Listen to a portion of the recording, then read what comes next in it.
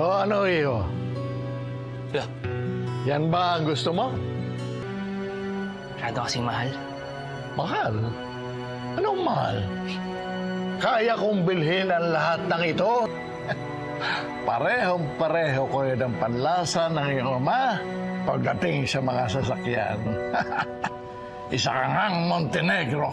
Yes. Ihanda mo ang papeles dyan. Yes. Okay po, sir. Hindi tayo pwede magpakampante. Salamat po. Salamat po talaga. Sige, ho. Namnamin mo ang bago mong sasakyan. Anong gusto mo, sasakyan kita? Kung mayaman kayo, bakit yung magpupulis?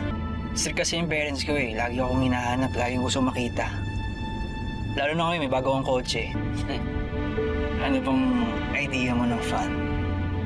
Tatay niya na ang nag-utos, ha? Sinusuway niya pa rin.